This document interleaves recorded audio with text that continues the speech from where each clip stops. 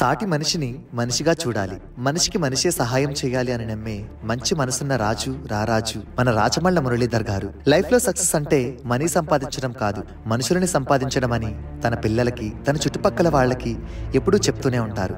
అంత గొప్ప వ్యక్తిత్వం కలిగిన వ్యక్తి గురించి, ఆయన జీవితంలో ఎదుర్కొన్న ఒడిదుడుకుల గురించి మనం తెలుసుకునే ప్రయత్నం చేద్దాం. చారకొండ విలేజ్ లో రాచమళ్ళ లక్ష్మీనారాయణ, లక్ష్మీ నరసమ్మ దంపతులకు 1965 జనవరి 5వ తేదీన జన్మించిన 5వ సంతానమే మన రాచమళ్ళ మురళీధర్ గారు. అందరికంటే చిన్నవాడు కాబట్టి అందరి తల్లో నాలుకలా ఉండేవాడు. ముక్కుసూటి మనిషి. అనుకున్న పనిని అయ్యేంత వరకు పనిని, పంతాన్ని రెండిటినీ విడిచిపెట్టని మొండిఘటం ఈ మనిషి. మనం చాలాసార్లు అనుకుంటాం అనుకున్న పని అయ్యేంత వరకు నిద్రపోకూడదని, కానీ అది మనలో చాలా మందికి కుదరదు. కానీ ఈ మురళీధర్ గారికి అది సాధ్యం. చిన్న వయసు నుంచి అతను బంధాలకి, బాంధవ్యాలకి చాలా ఇంపార్టెన్స్ ఇస్తారు. అందుకే తన తోడబుట్టిన వాళ్లైన నరసింహ, ఆయన సతీమణి భారతమ్మ గారు, చంద్రశేఖర్ గారు, ఆయన సతీమణి నిర్మలా గారు, సత్యనారాయణ గారు, ఆయన సతీమణి ప్రభావతి గారు, వెంకటరమణ గారు, ఆయన సతీమణి పద్మ గారు. అన్నావదనులంటే మురళీధర్ గారికి ఎంతో ఇష్టం. అంతేకాదండోయ్, మురళీధర్ గారికి గారాల చెల్లి కూడా ఉంది. పేరు ధనలక్ష్మి.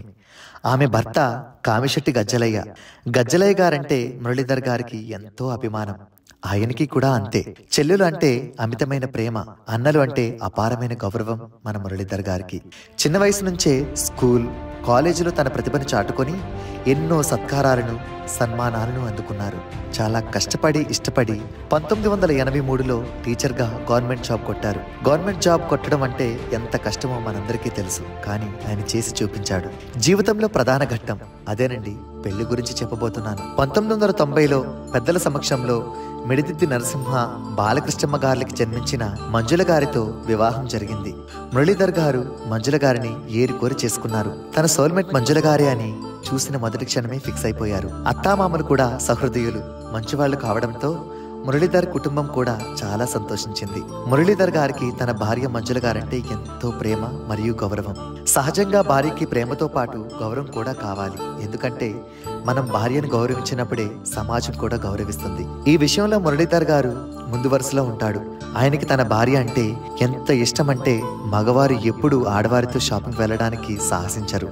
కానీ మురళీధర్ గారు కాటుకు నుంచి జడరెబ్బన్ వరకు, చూడిదార్ నుంచి సారీ వరకు అన్నీ ఆయనే సెలెక్ట్ చేసేవాడు. ఎందుకంటే ముందు చెప్పినట్లు తన భార్య అంటే తనకి అంత ఇష్టం కాబట్టి. మురళీధర్ గారి భావమరుదులు మిడిదిద్ది శ్యామసుందర్ గారు, అలాగే మిడిదిద్ది రాజేష్ గారు తనకి కొండంత అండ. 1991 మొదటి కుమార్తె శ్రీజ జన్మించింది. రెండో కుమార్తె 1993లో జన్మించింది. పేరు సుప్రజ. ఇద్దరూ తండ్రికి తగ్గ పిల్లలే. కొడుకులు లేని లోటు తీర్చారు. తండ్రికి చేదోడు వాదోడుగా ఉంటూనే తమ కెరియర్స్ ని కూడా చక్కగా గాడిలో పెట్టుకున్నారు. మురళీధర్ గారికి వీళ్ళంటే పంచప్రాణాలు. వాళ్ళ సంతోషం కోసం ఎంత వరకైనా వెళ్తారు. వాళ్ళు హ్యాపీగా ఉంటేనే నేను హ్యాపీగా ఉంటా అని వాళ్ళు కోరిన వాళ్ళకే ఇచ్చి పెళ్లి చేశారు. పెద్దమ్మాయి రాచమళ్ళ శ్రీజాని మన్నీడి వెంకట నాగేంద్ర సతీమణి రాణిగార్లకు జన్మించిన మనోజ్ గారికి ఇచ్చి వివాహం జరిపించారు.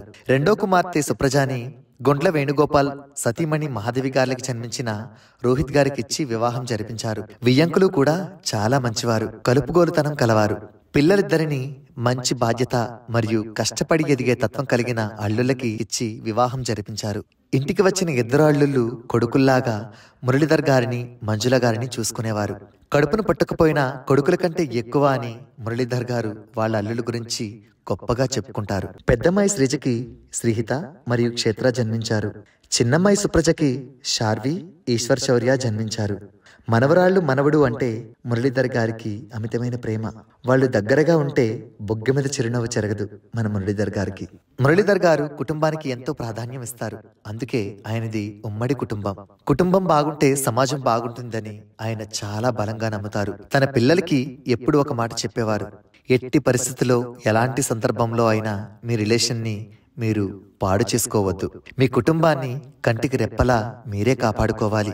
అలాగే మీ కెరీర్ విషయంలోనూ అస్సలు రాజీ పడొద్దు. మీ కాళ్ల మీద మీరు నిలబడాలి, స్వయం కృషితో ఎదగాలి అని చెప్పేవారు. టీచర్గా ఉండి ఆయన తన స్టూడెంట్స్కి ఎంతో నేర్పించారు. సమాజం పట్ల ఎలా ఉండాలి, పెద్దలని మనం ఎలా గౌరవించాలి, లైఫ్లో మనం ఏ మోడర్న్ టెక్నాలజీని ఎలా అధిగమించాలి అనే ఎన్నో విషయాలని సబ్జెక్ట్స్లో లేకపోయినా పిల్లలకి వివరించేవారు. అందుకే కాబోలు మేము ఇలాంటి గొప్ప స్థాయిలో ఉండటానికి మా గురువు గారే అని నేటికి ఆయన స్టూడెంట్స్ చెప్పుకుంటూ ఉంటారు. టీచర్గా ఉండి ఆయన సాధించింది అంతా ఇంత కాదు. ఎంతో మంది స్టూడెంట్స్ ని తీర్చిదిద్దారు. ఆయన కెరియర్ లోనూ ఎన్నో ఒడిదుడుకులను ఎదుర్కొన్నారు. చెట్లున్న పండ్లకే రాళ్ల వర్షం అనుకొని తను పడ్డ అవమానాలనే ఆభరణాలుగా చేసుకున్నారు.